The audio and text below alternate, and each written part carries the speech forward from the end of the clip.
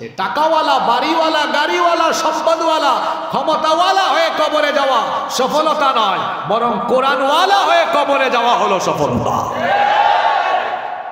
কোরআনের নাম কারীম, এটা সম্মানিত কিতাব। আপনি কোরআনের কাছে আসলে দুনিয়াতে আকাশচুম্বী সম্মান আপনাকে দিয়ে দিবেন কে? আল্লাহ। আখিরাতেও সম্মান আছে। এজন্য নিজের সন্তানগুলোকে আপনি কোরআন শিখান, বাচ্চাগুলোকে কোরআন শিখান। আল্লাহ নবী বলেছেন, মান ক্বরাআল কুরআন ওয়া আমিলা বিমা ফি উলবিসা ওয়ালিদাহু তাজাই ইয়াউমাল কিয়ামা। যে ব্যক্তি কোরআন পড়ে এরপরে কোরআনের বিধানগুলো মেনে কোরআন অনুযায়ী আমল করে, আল্লাহ তার পিতা মাতাকে কিয়ামতের দিন তাদের মাথার মধ্যে নূরের মুকুট পরিধান করাবে। সেই মুকুটের আলো কেমন হবে? নবীজি বলেছেন, দাউহু আহসানু মিন দাউইশ শামসি ফি বুয়ুতিদ দুনিয়া। কিয়ামতের দিন যখন কোরআনওয়ালাদের মাতা পিতার মাথায় আল্লাহ নূরের মুকুট দিবেন, ওই মুকুটের আলো দুনিয়ার সূর্যের আলোকেও ম্লান করে দিবে। আপনি হাদিসের শব্দগুলো বুঝেন, কথার ওজন বোঝার চেষ্টা করেন। আপনার সন্তানকে কোরআনওয়ালা বানিয়ে গেলে আল্লাহ মাথায় এমন নূরের মুকুট দিবেন, ওই নূরের মুকুটের নূর পৃথিবীর সূর্যের আলোকেও ম্লান করে দিবে। আল্লাহু আকবার! কি সম্মান, কি সম্মান! কিন্তু এই সম্মান তো পাবেন তখন সন্তানকে কোরআনওয়ালা বানাবেন যখন। আপনি তো আপনার সন্তানকে কোরআনওয়ালা বানান নাই, আপনি আপনার সন্তানকে ইংরেজি, বিজ্ঞান সব শিখিয়ে ফেলেছেন। কিন্তু আপনার এই ছেলে, আপনার এই মেয়ে কলেজে, ইউনিভার্সিটিতে পড়ে শুদ্ধ করে আউযুবিল্লাহও পারে না, বিসমিল্লাহও পারে না। কেমন সন্তান বানিয়েছিলাম! এই যে আমি আসার পরে তৌসিফ এখানে কোরআন তেলাওয়াত করলো, আপনাদের এলাকারই তো ছেলে, তো তৌসিফের মা বাবা তো সৌভাগ্যবান, ইংলিশ মিডিয়ামে পড়ে, কিন্তু কত সুন্দর তেলাওয়াত করে, হিফজও কমপ্লিট করেছে। আপনার সন্তানকে আপনি যদি কোরআনওয়ালা বানিয়ে যেতে পারেন, দুনিয়ায় আপনি সম্মানিত, আখিরাতেও আপনার মতো মা বাবা আপনি সম্মানিত। কেমন ছেলে মেয়ে রেখে যাচ্ছেন, উষ্টা খায়াও আপনি মারা গেলে পশ্চিম দিকে উষ্টা খায়াও করবেন। উষ্টা বুঝেন আপনারা? নোয়াখালী অঞ্চলে উষ্টা বলে, আমাদের সিলেটে উষ্টা বলে, ওই আমরা প্রমিত বাংলায় বলি আর কি, হুচট খেয়ে পড়ে।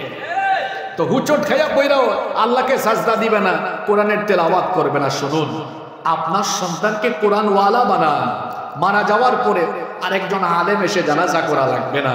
আচ্ছা বলেন তো, আপনি মারা যাওয়ার পরে আরেকজন আলেম এসে জানাজা করলে অন্তরে কোনো আবেগ কাজ করবে? সেই জায়গায় আপনার ছেলে যদি জানাজার নামাজে দাঁড়িয়ে যায়, প্রত্যেকটা তাকবীর দিতে গিয়ে তার কলিজা ফেটে যাওয়ার মতো অবস্থা হবে, তার চক্ষু থেকে পানি বেয়ে যখন নাকের ডগায় আসবে, এখানেই তো আপনি সফল। আপনার সন্তানের চক্ষু দিয়ে যখন পানি আসবে, এমন সুসন্তান কোরআনওয়ালা নেককার সন্তানের চোখের পানির কারণে আল্লাহ আপনার কবরের জাহান্নামের আগুনকে আপনার সন্তানের চোখের পানি দিয়ে চিরতরে নিভাইয়া দিবেন। শুধু সুবহানাল্লাহ পড়ে বাড়ি চলে গেলে চলবে না, সিদ্ধান্ত নিতে হবে আমার আপনার সন্তানগুলোকে কোরআনওয়ালা বানাতে হবে। পারবেন তো? আমি বলেছিলাম না, কোরআনের নাম বলে বলে চলে যাব না, প্রতিটা নামে আমাদের জন্য শিক্ষা। কারীম মানে সম্মানিত। আপনি সম্মানিত হবে তখন, কোরআনওয়ালা হবেন যখন। আল্লাহ আমাদেরকে কোরআনওয়ালা বানিয়ে দেন। আপনাদের কষ্ট হচ্ছে না তো? আমি ওই তো বলেছিলাম 30-40 মিনিট, অলরেডি 10-15 মিনিট চলে গেছে। আপনাদেরকে কষ্ট দিব না, কম সময়ে বরকতময় কিছু কথা বলার চেষ্টা করবো ইনশাআল্লাহ। এরপরে আসুন, কোরআনের আরেকটা নাম আছে মাজিদ। কোরআনের আরেকটা নাম কি? কোরআনুল কারীমের 50 নম্বর সূরা, সূরা কাফের প্রথম দিকে আল্লাহ বললেন, কাফ ওয়াল কুরআনিল মাজিদ। আল্লাহ তাআলা বলেছেন কোরআনে মাজিদের কসম। আবার সূরা বুরুজ যদি আপনি পড়েন 21 এবং 22 নম্বর আয়াতে পাবেন, আল্লাহ তাআলা বলছেন, বাল হুয়া কুরআনুম মাজিদুন ফি লাওহিম মাহফুজ। মহিমান্বিত এই কোরআন, মর্যাদা সম্পন্ন এই কোরআন, যা লাওহে মাহফুজে সংরক্ষিত ছিল। মাজিদ শব্দের অর্থ হলো মহিমান্বিত, মর্যাদাবান। এই কোরআনের কাছে যে আসবে তার মর্যাদা বেড়ে যাবে। সুবহানাল্লাহ। কোরআনের কাছে আসলে যে ব্যক্তি আসবে সেই ব্যক্তির মর্যাদা বাড়ে, যে জাতি আসবে সেই জাতির মর্যাদা বাড়ে। আবু জেহেল কাফের ছিল, ওমর রাদিয়াল্লাহু আনহু কাফির ছিলেন, কিন্তু তিনি যখন কোরআনওয়ালা হয়ে গেলেন তার মর্যাদা এত বেড়ে গেল, নবীজি তার ব্যাপারে বললেন, লা নাবিয়্যা ওয়ালা রাসূলা মিন বাদি, আমার পরে দুনিয়াতে কোনো নবী আসবেন না, কোনো রাসূলও আসবে না। লাউ কানা নাবিয়্যাম মিন বাদি লাকানা ওমর, আমার পরে কেউ যদি নবী হয়ে আসতো তাহলে আমার ওমর আমার পরে নবী হয়ে যেত। এই সম্মান, এই মর্যাদা কিসের কারণে? জোরে বলেন, কিসের কারণে? কোরআনওয়ালা যদি আপনি হয়ে যান। একটা হাদিস আমার মনে পড়লো, শুনেন। নবীজি বলেছেন, তিন ব্যক্তি কিয়ামতের দিন কোনো টেনশন করবে না। আল্লাহর নবী বলেছেন, তবরানীর বিশুদ্ধ সনদে হাদিস বর্ণিত হয়েছে, সালাতাতুল লা ইয়ামুলুহুমুল ফাযাউল আকবার। নবীজি বলেছেন, তিন ব্যক্তি কিয়ামতের দিন ভীত সন্ত্রস্ত হবে না, ওয়ালা ইয়ানালুহুমুল হিসাব, এদের কাছ থেকে আল্লাহ কোনো হিসাবও নেবেন না। শুধু তাই নয়, হুম আলা কাতিবিম মিন মিসকিন আলা ইয়াফরুগা মিন হিসাবিল খালাইক, যখন সকল মানুষ বিচারের মাঠে বিচারের চিন্তায়, হিসাবের চিন্তায় পেরেশান থাকবে, তখন ওই মানুষগুলো মেশকে আম্বরের সুউচ্চ টিলার মধ্যে আনন্দের সাথে অবস্থান করবে। সুবহানাল্লাহ। কথাগুলো আমি আবারও রিপিট করছি, শুনেন। তিন ব্যক্তির কাছ থেকে আল্লাহ কিয়ামতের দিন হিসাব নেবেন না। দুই নম্বরে তারা ভীত হবে না। তিন নম্বরে হলো তারা মেশকের টিলায় অবস্থান করবে। সাহাবীরা বললেন, নবী গো তারা কারা? আল্লাহর নবী বললেন, এক নম্বরে হলো রাজুলুন করাআল কুরআন ইবতিগা ওয়াজহিল্লাহ, যে ব্যক্তি শুধুমাত্র আল্লাহর সন্তুষ্টির জন্য কোরআন পড়ে। সুবহানাল্লাহ। দুই নাম্বার, ওয়া আম্মা বিহি কওমান ওয়া হুম রাদুন, ওই ইমাম সাহেব যিনি কোন কওমের ইমামতি করেন এবং ওই এলাকার লোকেরা তার উপরে সন্তুষ্ট। ওয়া দাইয়াদউ ইলাস সালাতি ইবতিগাই ওয়াজহিল্লাহ, আর আল্লাহর সন্তুষ্টির জন্য তিনি তাদেরকে নামাজের দিকে আহ্বান করেন। তিন নাম্বার হলো ওই ব্যক্তি, নবীজি বলেছেন, ওয়া আবদুন আহসানা বাইনাহু ওয়া বাইনা রাব্বিহি ওয়া ফীমা বাইনাহু ওয়া বাইনা মাওয়ালিহি, ওই দাস, যে দাস আল্লাহর হক আদায় করে, আবার সে যার কর্মচারী তার হক আদায় করে। আল্লাহর হক আর বান্দার হক দুইটাকেই যারা মেনটেন করে, আদায় করে, এই তিন ব্যক্তিকে জান্নাতের, এই তিন ব্যক্তির কাছ থেকে কিয়ামতের দিন হিসাব না নিয়ে তাদেরকে জান্নাত যিনি দান করে দিবেন তিনি কে? বান্দার হক মাইরা খাওয়ার ব্যাপারে তো আমরা উস্তাদ। যদি আমরা একটু সুযোগ পাই তো মানুষের হক আমরা ভালো করি মাইরা খাই। প্রশাসনিক সেক্টরে বসে গেলে পরে হাদিয়ার নামে ঘুষ খায়। ঘুষ ছাড়া ফাইল এক টেবিল থেকে অন্য টেবিলে যায় না। আপনাকে তো মানুষের ঘামের পয়সায়, ট্যাক্সের পয়সায় বেতন দেওয়া হয়, তারপরেও হাদিয়ার নামে ঘুষ খাইতে হয় কেন? এই ঘুষের হিসাবও কিয়ামতের দিন আল্লাহর কাছে দেওয়া লাগবে। আবার হাদিয়ার নামে ঘুষ, এগুলো সমাজে এখন আছে না নাই? হাদিয়া ঘুষ আপনারা মনে হয় বুঝেন নাই কথাটা, যা বুঝলে ভালো। সব ভেঙে বলা যাবে, মানুষের হক মাইরা খান।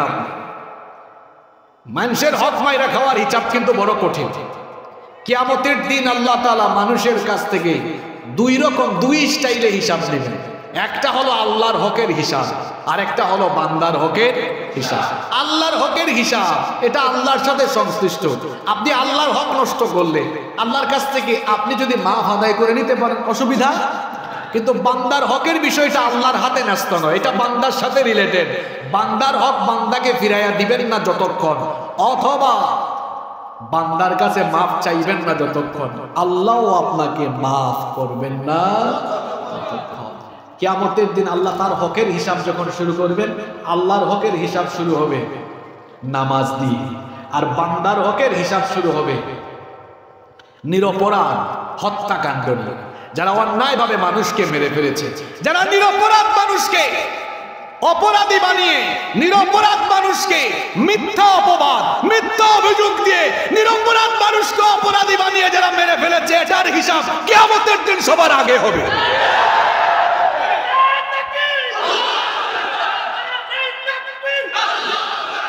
এই দুনিয়ায় কত জালিমেরা, সাধারণ মানুষ নয়, কত জালিমেরা আলেমদেরকে অপরাধী বানিয়ে মেরে ফেলেছে। আপনি কি মনে করছেন বিনা বিচারে আপনি পার পেয়ে যাবেন?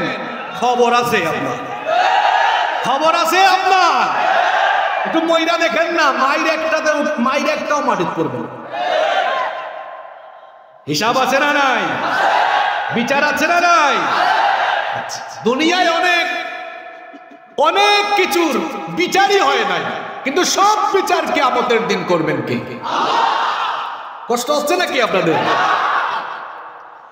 বলছিলাম কোরআন এটা এমন কিতাব, এটা এমন মহিমান্বিত কিতাব, এমন মর্যাদাবান কিতাব, এই কিতাবের কাছে যিনি আসবেন তার মর্যাদা বাড়িয়ে দিবেন কে?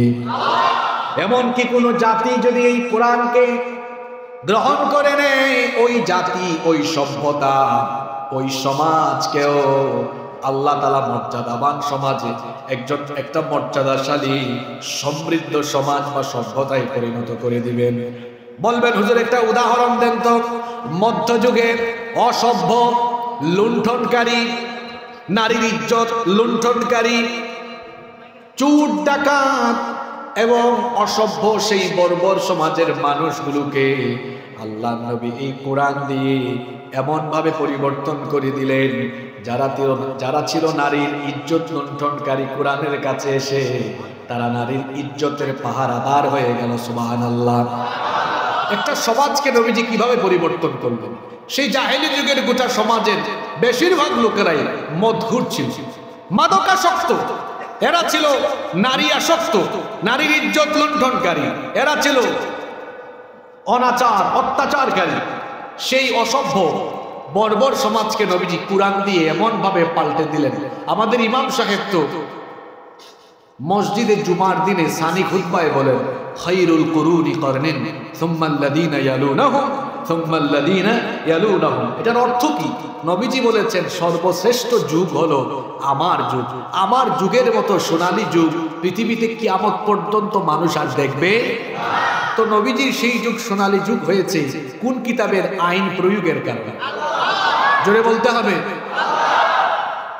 নবীজি বলেছেন ইন্নাল্লাহা ইয়ারফাউ বিহাদাল কিতাবি আকওয়ামান ওয়া ইয়াদাউ বিহি আখারিন। নিশ্চয়ই আল্লাহ এই কোরআন দিয়ে কোন জাতির উত্থান ঘটিয়ে দেন, আবার কোরআন থেকে দূরে যাওয়ার কারণে কোন জাতির আল্লাহ পতন ঘটিয়ে দেন।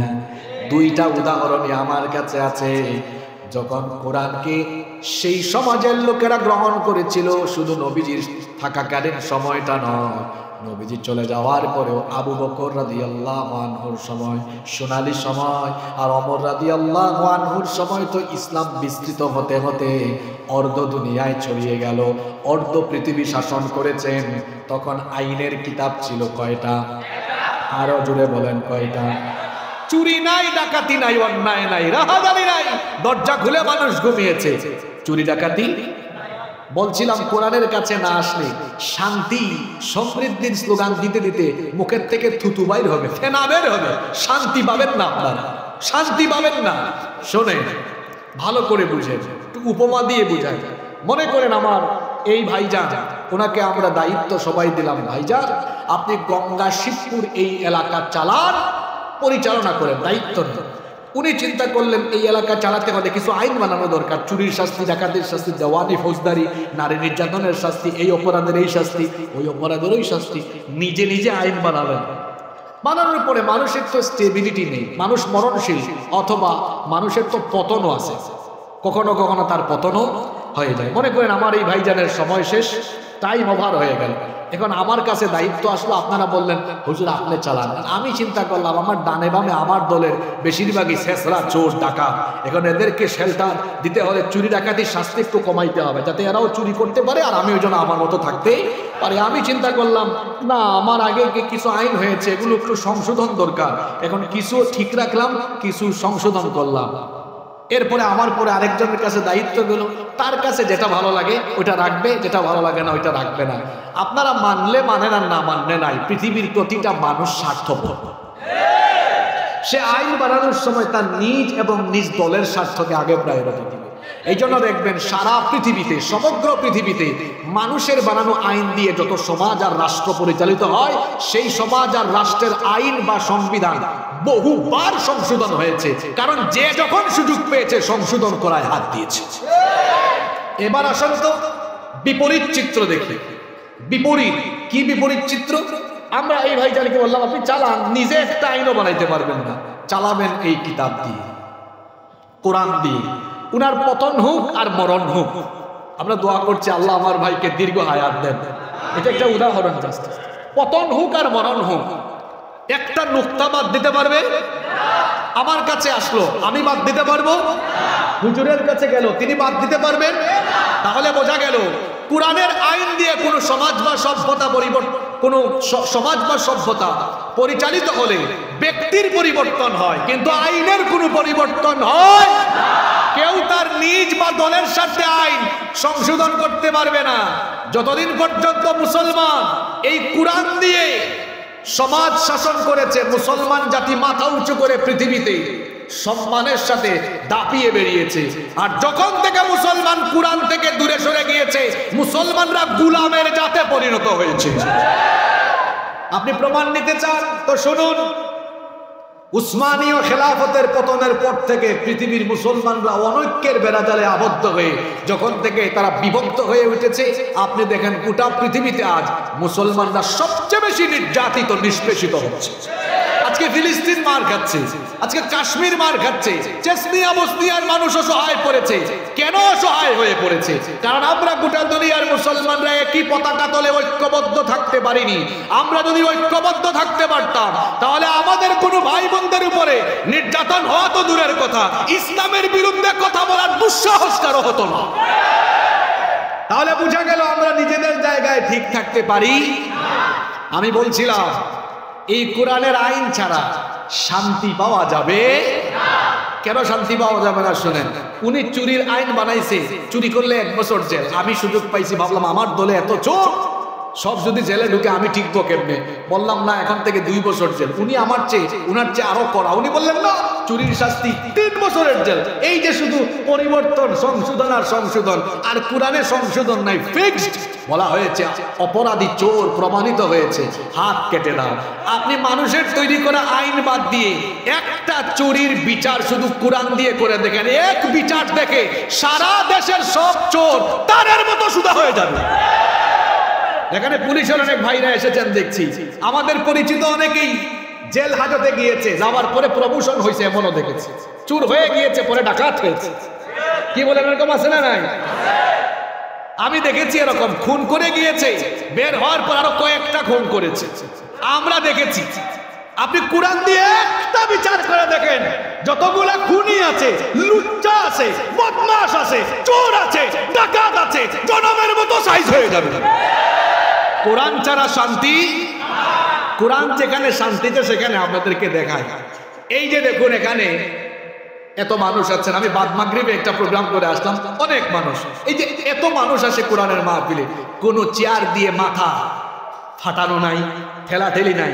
কিন্তু আপনি দেখেন কোরআনের সমাবেশ ছাড়া সামাজিক বা রাজনৈতিক সমাবেশে, এটা পুলিশের ভাইরা বলতে পারবেন, সেখানে তারা নিরাপত্তা দিতে গেলেও তারাও ভয়ে থাকেন, না জানি কোন সময় চেয়ার এসে আমাদের নিজেদের মাথায় পড়ে কিনা। কিন্তু কোরআনের মাহফিলে কোনো এ ধরনের গন্ডগোল আজ পর্যন্ত হয়েছে? বড় বড় গ্যাদারিং হয়েছে, লক্ষ লক্ষ মানুষ এসেছে, চলে গিয়েছে, কোনো গ্যাদারিং নাই। কোরআনের সমাবেশে যেমন শান্তি, কোরআনের শাসনেও তেমন শান্তি। পুলিশের ভাইয়েরা এসেছেন, তাদেরকেও বলছি, কোরআনের শাসন হলে আপনারাও আরো সম্মানিত হবেন, আপনারা আরো বেশি আরামে থাকবেন। রাত 2টার সময় আপনারা ঘুমাইতে পারেন না, ওই বাড়িতে চুরি, ওই বাড়িতে ডাকাতি, কত কষ্ট আপনাদের। ওইখানে মাদকের চালান, ওইখানে এটার চালান, ওইখানে যৌতুক। কোরআনের শাসন নিশ্চিত থাকলে যৌতুক থাকবে না, চুরি থাকবে না, ডাকাতি থাকবে না, মাদক থাকবে না, জঙ্গিবাদ থাকবে না। পুলিশের ভাইরাও আরাম পাবেন, প্রশাসনের ভাইরা আরাম ফিল করবেন, কারণ কোরআন আছে যেখানে শান্তি আছে। আল্লাহ সকলকে বুঝার তৌফিক দান করুন।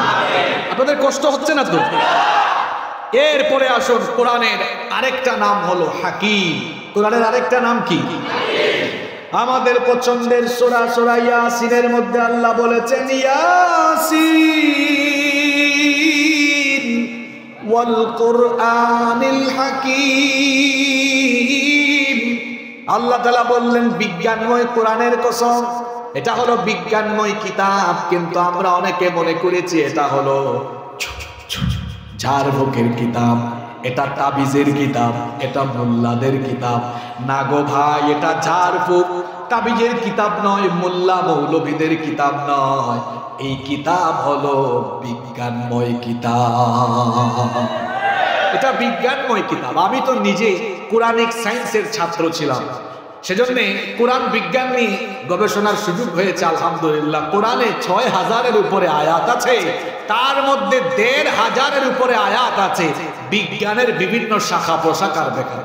আল্লাহু আকবার।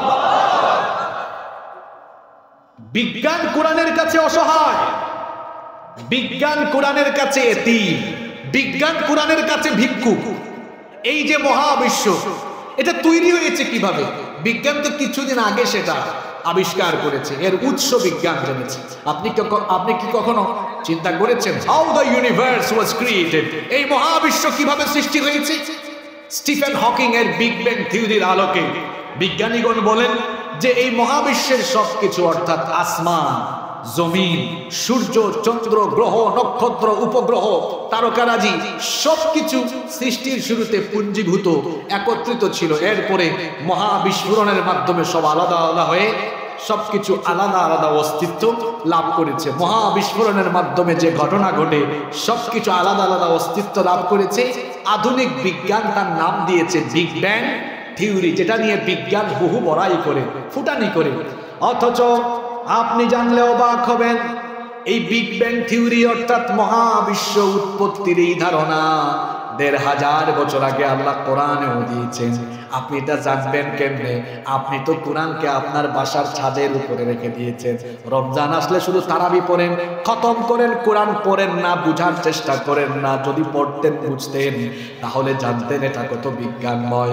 কোরআনুল কারীমের ২১ নম্বর সূরা সূরাতু আল আম্বিয়া এর ৩০ নম্বর আয়াতে আল্লাহ তাআলা বলছেন আওয়ালাম ইয়ারাল্লাযীনা কাফারু আন্নাস সামাওয়াতি ওয়াল আরদা কানাতা রাতকান ফাফাতাকনাহুমা। আল্লাহ তাআলা বলছেন অবিশ্বাসীরা কি দেখে না? আসমান সমূহ আর জমিন সৃষ্টির শুরুতে পুঞ্জীভূত ছিল আমি আল্লাহ আমার মহা ক্ষমতা বলে এগুলোকে আলাদা করে দিয়েছি। কিভাবে আল্লাহ আলাদা করে দিয়েছেন? অন্য আয়াতে বলছেন সুম্মাস্তাওয়া ইলাস সামাই ওয়া হিয়া দুখানুন ফাকালা লাহা ওয়া লিল আরদি ائتيا طوعا أو كرها قالتا آتينا طائعين আল্লাহ তাআলা বলছেন যখন মহাশূন্যে মহাবিস্ফোরণ হলো, আসমান তখন ধোঁয়াশাচ্ছন্ন হয়ে গেল, তখন আমি আল্লাহ ধোঁয়াশাচ্ছন্ন আকাশের দিকে মনোনিবেশ করে আসমান জমিনকে অর্ডার দিলাম তোমরা পরস্পর আলাদা হয়ে যাও। আসমান জমিন তখন জবাব দিল ক্বালাতা আতাইনা তাইন, আমরা আমাদের রবের হুকুম মেনে অনুগতদের মতো অস্তিত্বমান অবস্থায় ফিরে এলাম। 1979 সালে সৌদি আরবের রাজধানী রিয়াদে একটি কনফারেন্স হয়েছিল, ইউথ কনফারেন্স, মু'তামার আশ-শাবাব। সেই কনফারেন্সে এই দুটি আয়াত তিলাওয়াত হয়েছিল। সেখানে উপস্থিত ছিলেন ইউনাইটেড স্টেট অফ আমেরিকার বিখ্যাত সায়েন্টিস্ট বালমান। তিনি আয়াতের তিলাওয়াত শুনে বিস্মিত হয়ে দাঁড়িয়ে গেলেন। দাঁড়িয়ে গিয়ে বললেন, হাউ ইজ ইট পসিবল? এটা কি করে সম্ভব? আমরা মহাবিশ্ব উৎপত্তির ধারণা বিগ ব্যাং থিওরির মাধ্যমে কিছুদিন আগে জানতে পেরেছি। কোন বই থেকে এই তথ্য তুমি শোনাচ্ছ? পড়ে বলা হলো এটা মানুষের রচনা করা কোনো বই নয়, এটা এই যুগেরও কোনো বই না, এটা ১৫০০ বছর আগে নাজিল হওয়া আল্লাহর কিতাব কোরআন। সে তখন বলল ১৫০০ বছর আগে তো আমাদের বিজ্ঞানীদের বাপদাদারও জন্ম হয় নাই, বিজ্ঞানেরও জন্ম হয় নাই। ওই সময়ে মহাবিশ্ব সৃষ্টির বিজ্ঞানময় এই তথ্য যে কিতাবে এসেছে এটা আবোল তাবোল কিতাব নয়, নিশ্চয়ই এটি মহাবিশ্বের কারিগর থেকে আসা নাজিল হওয়া কিতাব। আমি আর গুমরাহিতে পড়ে থাকতে চাই না। সকলকে সাক্ষী রেখে আমি এই কনফারেন্স হলেই কালেমা পড়ে মুসলমান হয়ে গেল। বিজ্ঞান যত এগিয়ে যাচ্ছে, বিজ্ঞানীরা কোরআনের কাছে এতিম হয়ে যাচ্ছে, ভিক্ষুক হয়ে যাচ্ছে, অসহায় হয়ে যাচ্ছে। এই যে দেখুন ফিঙ্গারপ্রিন্ট, আজকে আমরা অফিসে ঢুকেই এখন দেখা যায় অফিসগুলো কত মডার্ন, ঢুকার সময় ফিঙ্গারপ্রিন্ট দিয়ে ঢুকতে হয়। সাব রেজিস্ট্রি অফিসে যান, জমি জামার দলিল করবেন, সেখানে আপনি ফিঙ্গারপ্রিন্ট দিতে হবে। মোবাইলে সিম তুলতে যাবেন, সিম যদি আপনি কিনতেও যান, সেখানে কি করতে হয়? ফিঙ্গারপ্রিন্ট দিতে হয়। দেশের বাইরে যাবেন ইমিগ্রেশনে, আপনাকে ফিঙ্গারপ্রিন্ট দিতে হয়। এই যে ফিঙ্গারপ্রিন্ট, পৃথিবীর একজন মানুষের সাথে আরেকজন মানুষের ফিঙ্গারপ্রিন্টের কোনো মিল, এটা বিজ্ঞান জেনেছে 1800 সালের পরে, এখন 2024। 1800 সালের আগে পৃথিবীর কোনো মানুষ ফিঙ্গারপ্রিন্টের কথা জানতই না। সর্বপ্রথম এটা আবিষ্কার হয়েছে ইংল্যান্ডে। ব্রিটিশ বিজ্ঞানী উইলিয়াম হার্সেল মানব দেহের উপরে গবেষণা চালিয়ে এই তথ্য পৃথিবীর মানুষকে তিনি প্রথমে জানিয়েছেন। এত ফুটানি বিজ্ঞানের, আপনি কি জানেন না এই ফিঙ্গারপ্রিন্টের কথা কোরআনের 75 নম্বর সূরা, সূরা কিয়ামা এর 3 এবং 4 নম্বর আয়াতে আছে। আল্লাহু আকবার। আল্লাহ তাআলা বলছেন আয়াহসাবু আল্লান নাজমা'a 'idama বালা কাদিরিনা আলা আন নুসাউইয়া বানানা। যারা বলে মানুষ মারা যাওয়ার পরে মানুষের হাড্ডি, মাংস, অস্থিপিণ্ড সবকিছু যখন আলাদা আলাদা হয়ে যাবে, সেগুলোকে জোড়া লাগিয়ে কে আবার জিন্দা করবে? আল্লাহ তাআলা বলছেন এটা যারা মনে করো, তুমি জেনে রাখো তোমার শরীরের হাড্ডি, মাংস আর অস্থিপিণ্ডই শুধু নয়, বালা কাদিরিনা আলা আন নুসাউইয়া বানানা, হাড্ডি, মাংস, অস্থিপিণ্ডের সাথে তোমাদের প্রত্যেকের আঙ্গুলের এই মাথার ছাপ পর্যন্ত আমি আল্লাহ আবার পুনর্বিন্যস্ত করব। কোরআন আগে না বিজ্ঞান আগে? জোরে বলেন, কোরআন আগে না বিজ্ঞান আগে? তাহলে আমাদের বাচ্চারা শিখবে অন্যান্য শিক্ষা আগে না কোরআন আগে? কোরআন আছে এখন? কি শিক্ষায় কোরআন আছে? কথা বলছেন না কেন? আছে না থাকায় কি হয়েছে আমি সেটাও বলছি, না থাকায় কি হয়েছে সেটাও বলছি। আমাদের দেশে মাঝে মাঝে মসজিদে জুতা চুরি হয়। যে মসজিদে জুতা চুরি করে, সুজা বাংলায় তাকে আমরা বলি জুতা চোর। জুতা চোর কি উচ্চ শিক্ষিত না অশিক্ষিত? অশিক্ষিত কিংবা অর্ধশিক্ষিত। বাদাম শেষ হয়ে গেছে না? তো বাদাম শেষ হয়ে গেলে তো আপনাদের ঘুম চলে আসবে, একটু বেশি বাদাম নিয়ে বসা উচিত আপনাদের। আর বেশি না, 10 মিনিট থাকবে না? মনোযোগ থাকবে থাকবে থাকবে থাকবে থাকবে। আজকে তো আমার শামসুল ইসলাম কচি ভাই একটা কাম করছে, যদি আমাকে একটু আগে উঠাইতো, অনেক কথা আজকে জমা ছিল। কচি ভাই আমার খুব মহব্বতের মানুষ, তো যাই হোক মহব্বতের মানুষ তো মহব্বতে কাম করে ফেলছে, আর উনি নিজের ইচ্ছায় করে নাই, একটু শিডিউল আসলেই বিপর্যয় হয়েছে এই কারণে। তো যাই হোক কোনো অসুবিধা নাই, আপনারা আমাকে 10 মিনিট সময় দিবেন তো? জুতা চোর অর্ধশিক্ষিত কিংবা অশিক্ষিত, আর অনার্স মাস্টার শেষ করে পিএইচডি হোল্ডার হয়ে মাঝে মাঝে, আমি সকলকে বলছি না, মাঝে মাঝে আমরা এমন মানুষও দেখি যে কলমের খোঁচায় খুব সুন্দর চেয়ার টেবিলে বসেছে, সুন্দর অফিস, কলমের খোঁচায় 100 কোটি নাই, 200 কোটি নাই, 1000 কোটি নাই, বিদেশে পাচার হয়ে গিয়েছে। এমন চোর তো আমাদের দেশে না। ওই চোরকে আমরা কি বলি?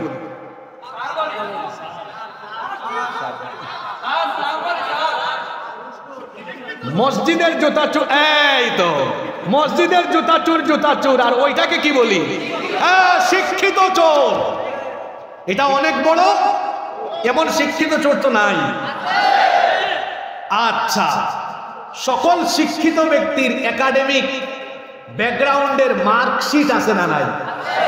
ওই শিক্ষিত চোরের মার্কশিট হাতে নিয়ে দেখেন, সে মাস্টার ডিগ্রি পর্যন্ত, পিএইচডি পর্যন্ত কি কি পড়েছে, দেখবেন তার মার্কশিটে বাংলা আছে, ইংরেজি আছে, ইতিহাস আছে, ভূগোল আছে, অর্থনীতি, ফিজিক্স, কেমিস্ট্রি, অ্যাকাউন্টিং, বায়োলজি, শারীরিক শিক্ষা, ইসলামী শিক্ষা, শিল্প সংস্কৃতি সব আছে, কিন্তু কুরআন নাই, হাদিস নাই, ইসলামী কোন সাবজেক্ট।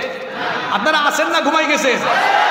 উপমাটা শোনেন, ভালো করে শোনেন, তাহলে বোঝা গেল একটি জাতির শিক্ষা সিলেবাসে কুরআন হাদিস বাদ দিয়ে ইসলামী শিক্ষা, যে শিক্ষার মাধ্যমে অন্তরে আল্লাহর ভয় আসে, আখিরাতের ভয় আসে, এমন শিক্ষা কারিকুলাম বাদ দিয়ে সকল শিক্ষা সন্নিবেশিত করলে এই শিক্ষা শেষ পর্যন্ত ওই জাতির সন্তানদেরকে শিক্ষিত চোর, শিক্ষিত ডাকাত, শিক্ষিত লুচ্চা, শিক্ষিত বদমাশ, শিক্ষিত দুর্নীতিবাজে পরিণত করে।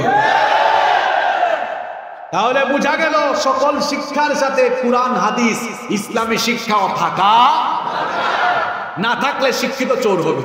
কই রোডের জায়গায় যারা বাঁশ ঢুকায় দেয় ওরা কি অশিক্ষিত জুতা চুলের মতো না শিক্ষিত চোর? যারা বাদিশকাণ্ড ঘটিয়েছে ওরা শিক্ষিত না অশিক্ষিত? আর নিচে নামলাম না, আরো বহুত আছে, বলতে গেলে বহু লম্বা লিস্ট। তাই শিক্ষিত হয়ে এই চোরারা এত চুরি করে কেন? কারণ তার ছাত্র জীবনে আল্লাহর ভয়, রসুলের ভয় আসে, আখিরাতের ভয় আসে, এমন কোন শিক্ষা পায় না। আমাদের দেশে তো এক শ্রেণীর লোক আছে আলেমুল আমাদেরকে দেশদ্রোহী মনে করে, রাষ্ট্রদ্রোহী মনে করে, অথচ দেশের একজন আলেম আজ পর্যন্ত দেশের টাকা বিদেশে পাচার করে নয়। একজন আলেম দেশের টাকা চুরি করে বেগম পাড়ায় বাড়ি বানায় নাই।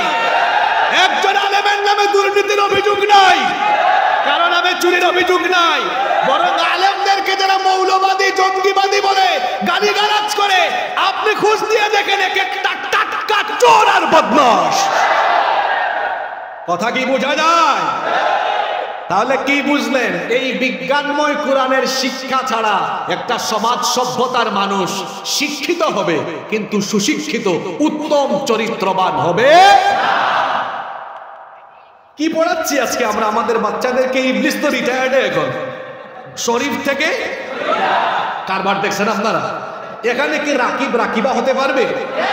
পারবে, মনে মনে পারবে, কিন্তু শরীরের যন্ত্রাংশ পাল্টাইতে পারবে না। মুন্না কি মুন্নি হতে পারবে? আর হইলেও বিপদ আছে, হইলেও বিপদ আছে। এই যে ক্লাস 7-এ আপনি এগুলো পড়াচ্ছেন, তো ক্লাস 7-এর ছেলে এটা পড়লো, তার মাথা তো ওই রকম করে, তার মেধাটা ওরকম করে বিকশিত হলো, ওটাই বুঝলো। তা আপনি যে তার এই লুচ্চামি শিখাইলেন, অত কলেজে ইউনিভার্সিটিতে যাওয়ার পরে তার মাথায় ওইটা কাজ করবে। এই তো সুযোগ পাইছি, সে তার হোস্টেলে সিট লাগবে, বলবে স্যার আমি তো মুন্না, সার্টিফিকেটেও নাম মুন্না, আমার এখন হোস্টেলে সিট লাগবে, হলে সিট লাগবে। এখন কিন্তু আমি মনে মনে মুন্নি, আমারে মহিলাদের হোস্টেলে সিট দেন। এখন তারে যদি মহিলাদের হোস্টেলে সিট দেওয়া লাগে, মেয়েদের প্রাইভেসি থাকবে?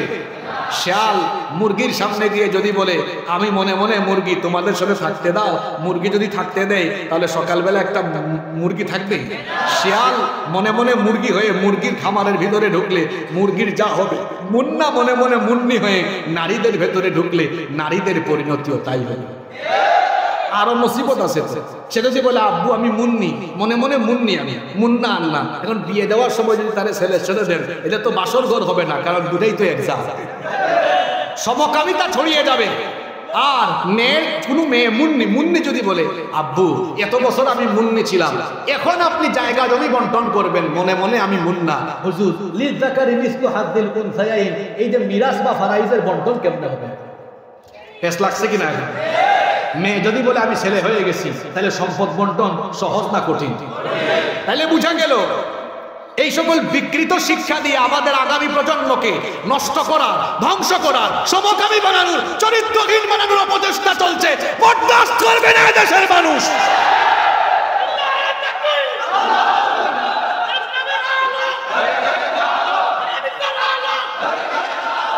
আর ওইদিকে দাজ্জালের রুহানি সন্তানরা কি করেছে?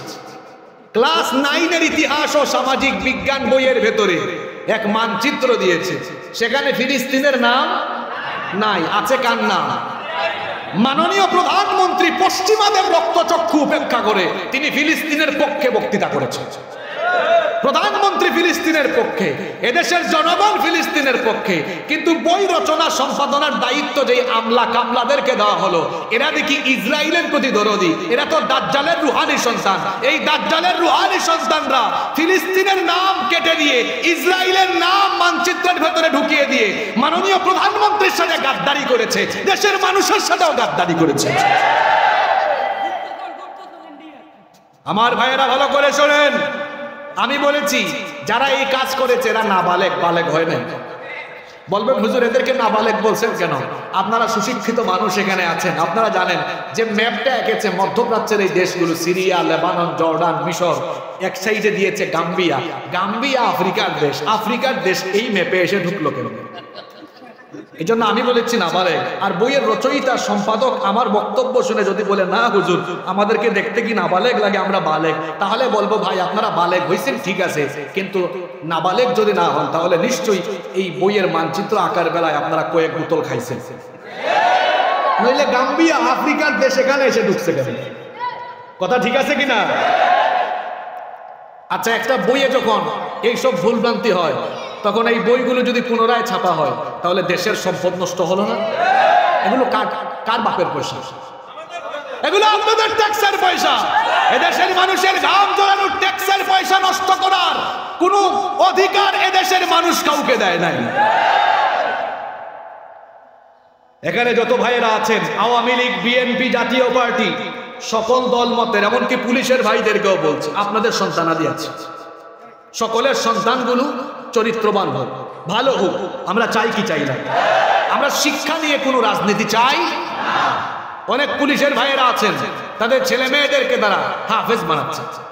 আমি যেখানে জুমা পড়াই চট্টগ্রামে, সেখানে আগে চিটাগং মালখানা থানার ওসি ছিলেন, তিনি তার ছেলেকে হাফেজ বানিয়েছেন। অনেক ওসি সাহেবের সাথে পরিচয় আছে, ছেলেকে হাফেজ বানিয়েছেন।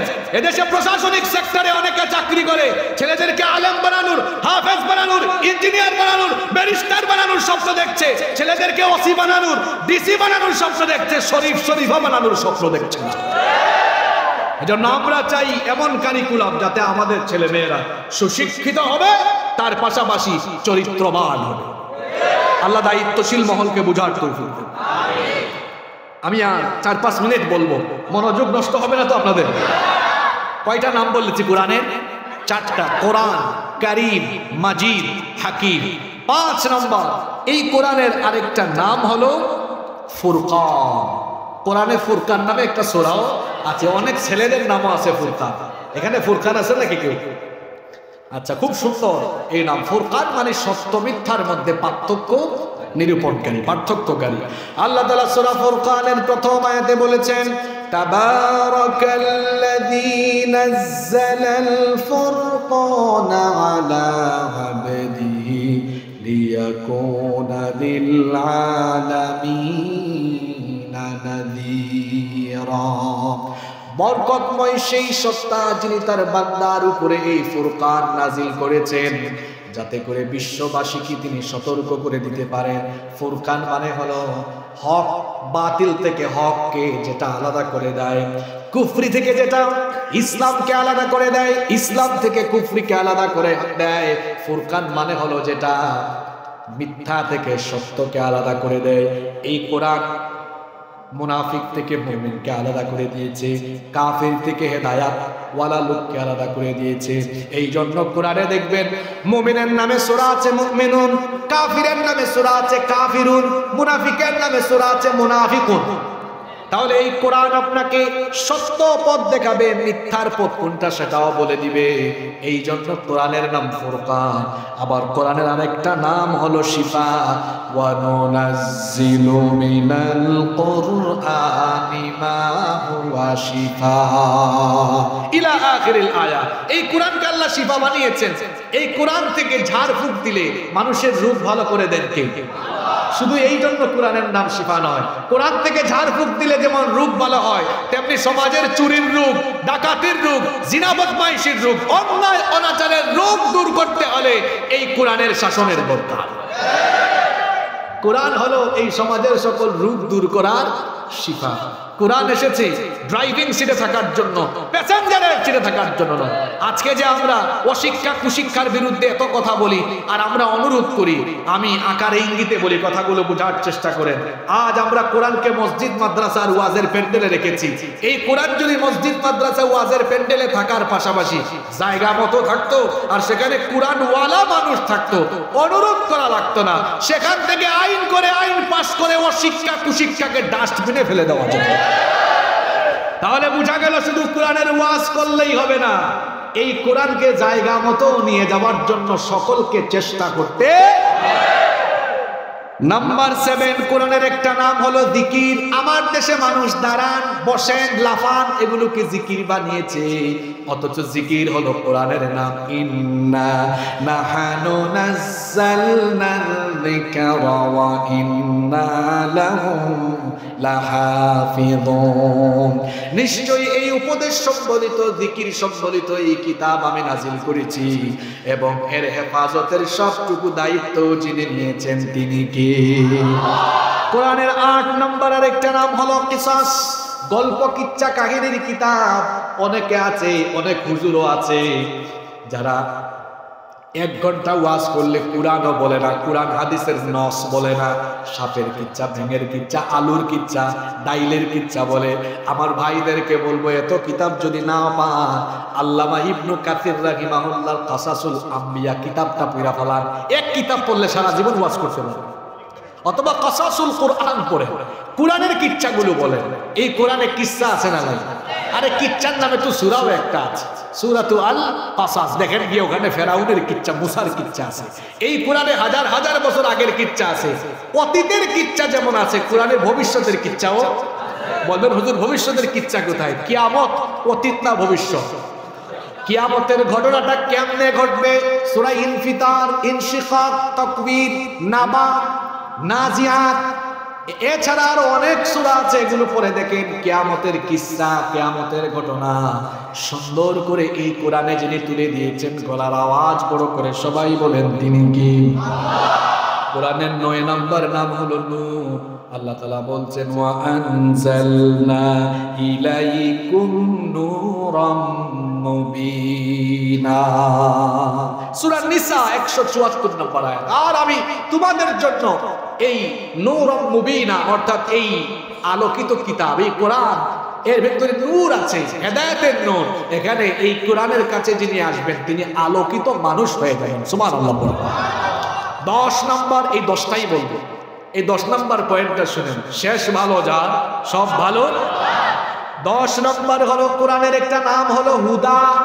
এটা হেদায়েতের কিতাব, শুরুতেই কোরআনের আছে যালিকাল কিতাবু লা রাইবা ফীহি হুদাল লিল মুত্তাকিন। এটা এমন কিতাবের ভেতরে কোনো সন্দেহ নাই, মুত্তাকিদের জন্য এই কিতাবকে হিদায়াতের কিতাব যিনি বানিয়েছেন তিনি কে? শেষ কথাটা মনোযোগ দিয়ে শুনুন। এই কিতাব আমার আপনার মতো জীবিত মানুষকে হেদায়াত দিতে এসেছে, কিন্তু আমরা কি করলাম? দুর্ভাগ্যজনকভাবে আমরা এটাকে মরা মানুষের কিতাব বানালাম।